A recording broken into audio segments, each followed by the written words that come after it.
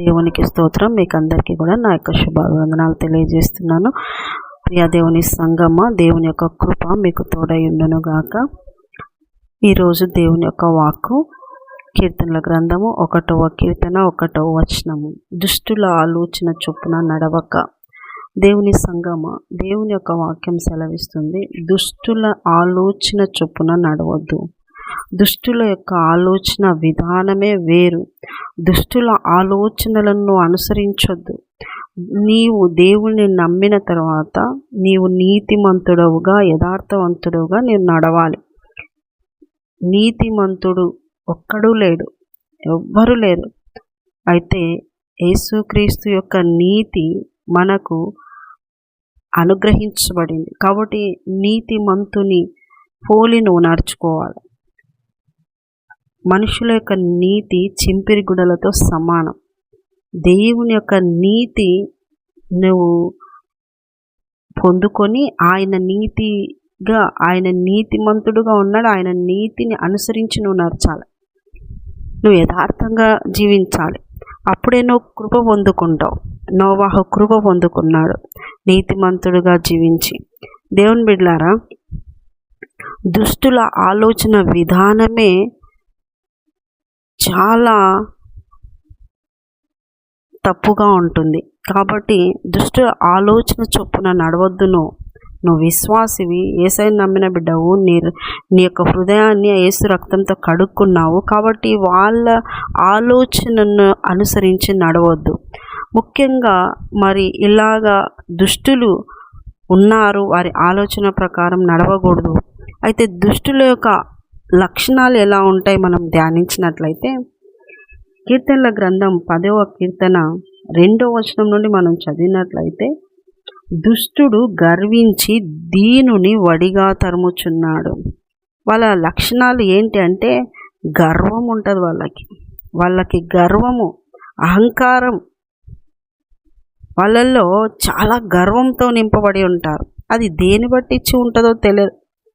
వాళ్ళకి ఏదున్నా దాన్ని బట్టించి వాళ్ళకి గర్వం. ఏం లేకున్నా కూడా కొంతమందికి గర్వం ఉంటుంది. కాబట్టి మీరు గుర్తించేది ఎలాగ గుర్తిస్తారంటే, గర్విష్ఠులుగా ఉన్నారా, వాళ్ళు దుష్టులు. దేవుని పిల్లలు ఎప్పుడు గర్వించరండి. ఎంత హోదాలో ఉన్నా కూడా గర్వించరు వాళ్ళు.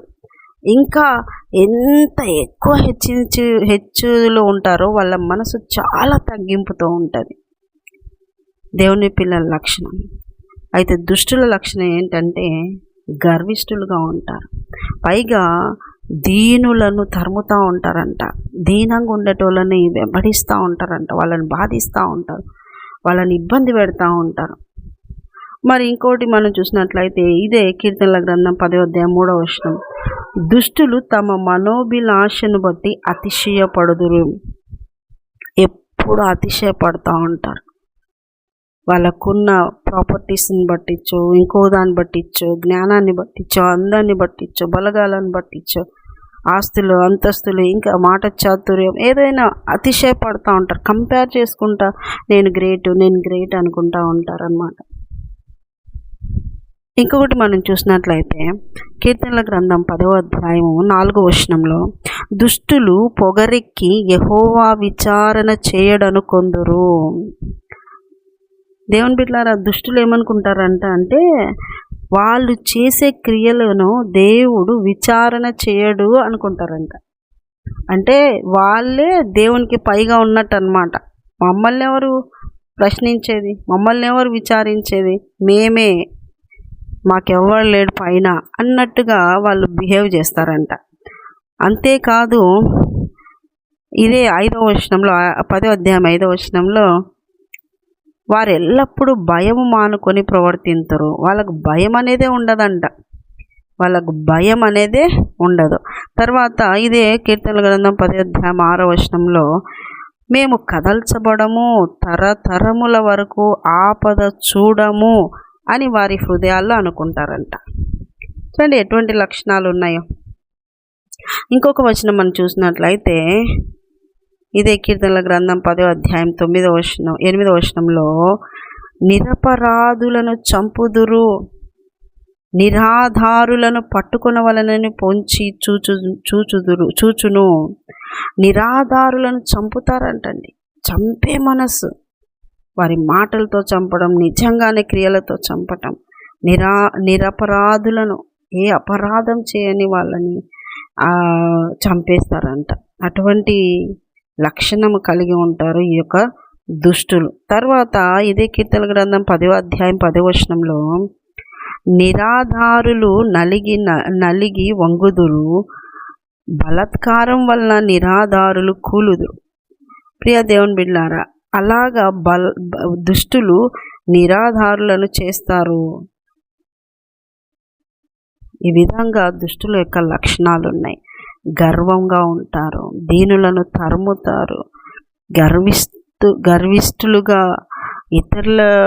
ఇతరులను చాలా ఇబ్బంది పెడుతూ ఉంటారు. వాళ్ళ లక్షణాలు అతిశయపడుతూ ఉంటారు. దేవుడు మమ్మల్ని ఏం విచారం చేయని, మేమే అన్ని, ఎవ్వరు మాకు పైగా లేరు అనేటువంటి రీతిలో నడుస్తూ ఉంటారు. భయమే ఉండని బ్రతుకులుగా ఉంటాయి. మాకెప్పుడు రాదు అని వాళ్ళు అనుకుంటూ ఉంటారంట. నిరాధారులను, నిరపరాధులను చంపటము, నలపటము, ఆ విధమైన లక్షణాలు కలిగి ఉంటారు ఈ యొక్క దుష్టులు. అందుకే వాళ్ళు దుష్టులు గనుక వాళ్ళ ఆలోచనలు భయంకరంగా ఉంటాయి. వాళ్ళ ఆలోచనలు, వాళ్ళ ఆలోచన విధానం ఎలా ఉంటుందంటే గర్వము, అహంకారము, అతిశయము, ఇతరులను ఇబ్బంది పెట్టడం, ఇతరులను బాధ పెట్టడం, ఇతరులను కృంగజేయడం, ఇతరులను తిరస్కరించడం, ఇతరులను వారి యొక్క చేతి కింద ఉంచటం, చివరికి చంపేటువంటి బ్రతుకుగా లక్షణాలుగా దుష్టుల యొక్క లక్షణాలు ఉంటాయి. దేవుని బిడ్డలారా, నువ్వు యేసయ్యను నమ్ముకున్నా అన్న తర్వాత నీలో దుష్ట లక్షణాలు కనపడకూడదు, నీలో గర్వం ఉండకూడదు, అతిశయం ఉండకూడదు. నీకేదున్నా నువ్వు అతిశయపడకూడదు, నీకేదున్నా కూడా నువ్వు అతిశయపడకూడదు, గర్వపడకూడదు. దీనులు, తగ్గి ఉన్నవాళ్ళు, పేదలు ఉంటారు, బీదలు ఉంటారు, దీనంగా ఉంటారు. వాళ్ళని ఎవరు అండలేరని వాళ్ళని ఇబ్బంది పెట్టొద్దు, తరమొద్దు, వాళ్ళని బాధ పెట్టొద్దు. దేవుడు ఖచ్చితంగా ఒక రోజున ఆయన న్యాయపీఠం ఎదుట నిలబడాల్సిందే. ప్రతి ఒక్కరికి న్యాయ విమర్శ ఉంటుంది, ఆయనేం మర్చిపోడు. ఒక మాట రాయబడింది కీర్తనల గ్రంథము 50వ కీర్తన మనం చూసినట్లయితే 20-21 వచనాలు. అక్కడ ఒక మాట ఏమంటారంటే 50:20-21, నీవు కూర్చుండి నీ సహోదరుని మీద కొండెములు చెప్పుచున్నావు, నీ తల్లి కుమారుని మీద అపనిందలు మోపుచున్నావు. ఇట్టి పనులు నీవు చేసినను నేను మౌనినై ఉంటిని, అందుకు నేను కేవలం నీ వంటి వాడనని నీవు అనుకుంటివి. అయితే నీ కన్నుల ఎదుట, ఇది ఇంపార్టెంట్, నీ కన్నుల ఎదుట ఈ సంగతులను నేను వరుసగా ఉంచి నిన్ను గద్దించెదను. వరుస పెట్టి చేస్తాడంట, గద్దిస్తాడంట. ఇంకా ఎటువంటి రీతిలో ఉంటుంది, అన్నీ ఏం విచారణ చేయలే, మేము ఇంత చేస్తున్నా ఆయన మౌనంగా ఉన్నాడంటే మాలాంటి వాడై ఉన్నట్టున్నాడులే. చాలామంది ఇలాగ దేవుని విషయంలో అనుకుంటా ఉంటారు. కానీ దేవుడు అంటున్నాడు, యేసయ్య అంటున్నాడు, నీ కన్నుల ఎదుట ఈ సంగతులను నేను వరుసగా పెడతాడంట. నువ్వు చేసే ప్రతిదీ కూడా నీ కళ్ళ ఎదురుగా, ఇదిగో ఇది చేసినావు అని ఆ రోజున పెట్టి నిన్ను గద్దిస్తాడంట. దేవుని బిడ్డలారా, దేవుని కన్నుల ఎదుట ఏది కూడా దాచడానికి ఉండదు.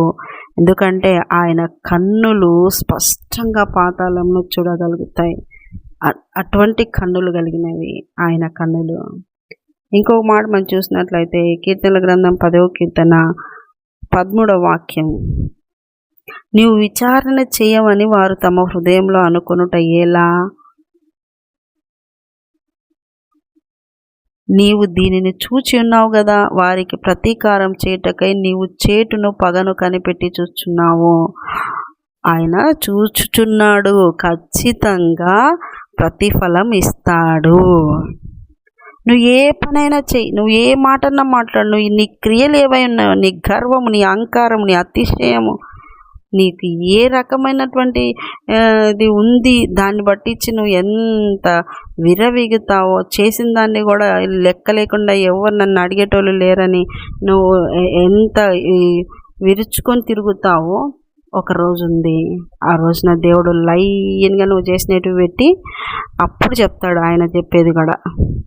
కాబట్టి ప్రియ దేవుని బిడ్డలారా, నీతిమంతులుగా నువ్వు యేసయ్య రక్తంతో కడగబడిన తర్వాత నీలో దుష్ట లక్షణాలు ఉన్నాయేమో జాగ్రత్తగా కనిపెట్టుకో. దుష్ట లక్షణాలు ఉన్నాయేమో ఇప్పుడే అడుగు. అయ్యా వద్దయ్యా, నేను దుష్టుడిని కాదు, దుష్టురాలిని కాదు, నేను నీ యొక్క రక్తంతో కడగబడిన నీతిమంతురాలిని, నీతిమంతుడిని ప్రభువా, నన్ను క్షమించయ్యా, నీ రక్తంతో కడగయ్యా, నాలో దుష్ట లక్షణాలు తీసేయ్యా అని నువ్వు ప్రార్థన చేసుకో. ప్రభు సన్నిధిలో తిరిగి లేవనెత్తబడు, పశ్చాత్తాప హృదయంతో నిలబడు. దేవుడు గొప్పగా నీకు సహాయం చేస్తాడు.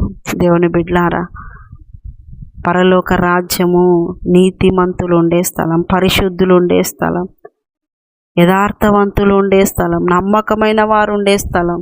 ఆ స్థలంలో నువ్వు ఉండాలంటే నువ్వు కూడా అటువంటి లక్షణాలు కలిగి ఉండాలి తప్ప ఇలాంటి దుష్టుల లక్షణాలు, దుష్టుల ఆలోచనలు, దుష్టుల ప్రవర్తన నువ్వు ఉంటే నీకు పరలోక రాజ్యం అనేది లేదు అని తెలుసుకో. నువ్వు ఇక్కడే ఫిల్టర్ అయిపోతావు. కాబట్టి పరలోక రాజ్యం చేరాలనే కదా ఇంతగా దేవుని సన్నిధిలో ప్రతిష్టలో ఉండి ప్రభుతో నడుస్తూ ఉంటున్నాము. అది ఒక వేషధారణ లాగా ఉండకుండా నిజమైన రీతిలో ప్రతిష్టలో ఉండి దేవుని యొక్క రాజ్యానికి వారసులం అవుదాం. అట్టి కృప మీకు అందరికీ కూడా కలుగునుగాక. చిన్న ప్రార్థన చేసుకునే యేసయ్య నీకు వందనాలు. విన్నవారిని దీవించండి, ఆశ్రయించండి.